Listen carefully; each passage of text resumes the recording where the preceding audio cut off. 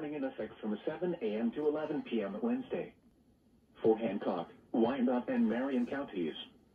West, southwest winds 25 to 35 miles an hour with gusts up to 60 miles an hour expected.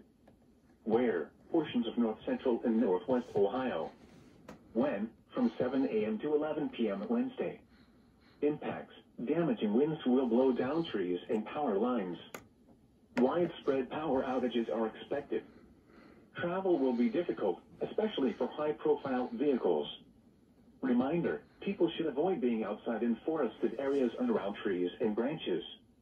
If possible, remain in the lower levels of your home during the windstorm and avoid windows. Use caution if you must drive.